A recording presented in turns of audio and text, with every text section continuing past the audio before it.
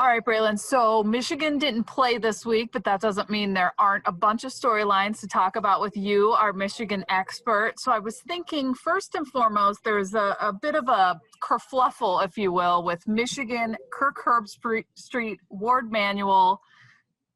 By now, I think people know what it is, but just in case people don't, Michigan didn't play because of COVID-19 within the program. The Maryland game was canceled. Kirk Herbstreit doesn't believe that the Ohio State game will happen, and Michigan will wave the white flag, and that caused a whole bunch of stuff. So what do you think about that whole thing? My initial reaction is this. Kirk Herbstreit has always been a non-biased partisan of the Ohio State-Michigan rivalry. We know he played quarterback at Ohio State. We know all Ohio State people they're super different when it comes to the rivalry. But Kirk has always been down the middle. He's always given Michigan a lot of credit. So when it first came out with the first comment, I was a little bit surprised and shocked because that's not in Kirk Herbstreit's nature. So then when he had a second chance to talk about it, after Ward Manuel said what he said, which was a very honest conversation, and they played against each other almost in college, so a little beef there. He doubled down again and said basically the same thing to Ward Manuel, the University of Michigan, and the NCAA that, he thinks that they will wave the white flag. I'm here to tell you that we're not having a good season. With a lot of inexperienced players, Jim Harbaugh has a lot of young talent, and the coaching staff has been struggling to put it together on the field. But the University of Michigan is an all-time winning school, all time. I mean, the #1 wins all time. We always have had tradition. We've always fought. These kids don't work all week long to come on Saturday and get blown out. So he was out of pocket for that. But he's naturally been a good guy. So I don't necessarily forgive his comments, but I know that he's a good guy. And I know that, he's mad because if Ohio State doesn't play Michigan, they risk not necessarily being able to get into the college football playoff and then a national championship game. So I think there was a little bit of that. I really like it. Once a Wolverine, always a Wolverine. And you don't like anyone talking bad about your school. So I like that. Me.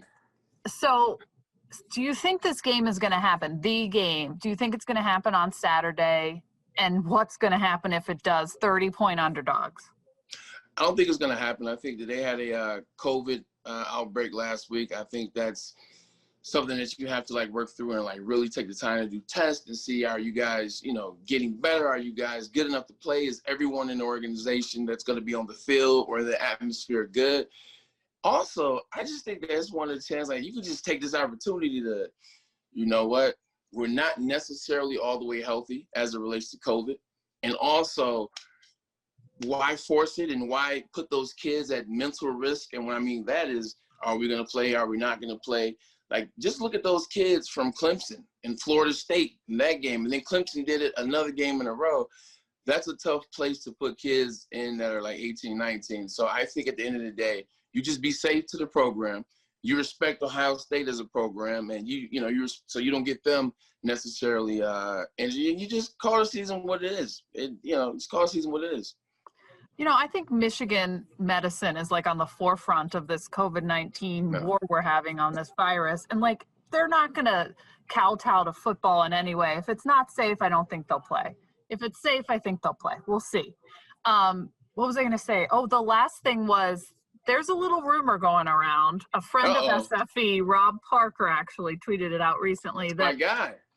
They are thinking of extending Harbaugh. And even though the fan base here or there might be calling for him to move on, that Michigan is thinking of an extension. What do you think about that? I think the extremists and people that actually follow the game for what the game is worth are the ones that are calling for his head. I think the actual natural base of Michigan is excited that, with the exception of this year, they win 9 games, they win 8 games, they got back to some type of normalcy and some type of lore. People understand Michigan again. But what I would say is, if you're going to bring Jim Harbaugh back, that means that you don't have anybody in the cabinet. You don't have anybody in the cupboard. But I wouldn't bring Jim Harbaugh back at 7.3. I wouldn't bring him back at 6.8. I would bring Jim Harbaugh back 2 years, maybe 3, at $5 million.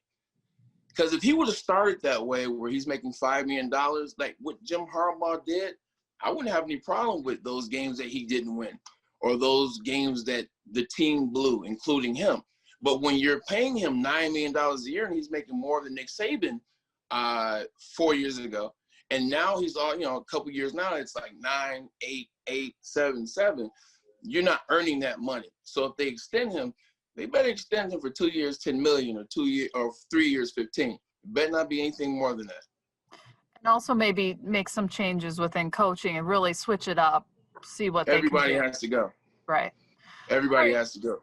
Well, I thank you for your candor and this Michigan man talking to me all the time. Let's end with something very fun. What's your best Thanksgiving? What's the best food you ate on Thanksgiving? This is a tough one because it's consistent. You know what? I got a good one. I never was a ham eater. Like I always was just, turkey and potato salad, macaroni and cheese and stuffing. But I remember having honey baked ham for the first time when I was 19. And I said, where has this been all my life? And this is the first year that we haven't had it at my house. My parents switched to fish, which was very disappointing. But honey baked ham at 19 was the best thing I'd ever had. You know a date when you first had this ham. Got it. I'm trying to tell you, man. I'm very literal. Like I'm going green bean casserole. Don't hate me. Don't ask. Green bean casserole. I love green casserole. I'm not mad at it. I like the cheese and green bean mix. I like that blend.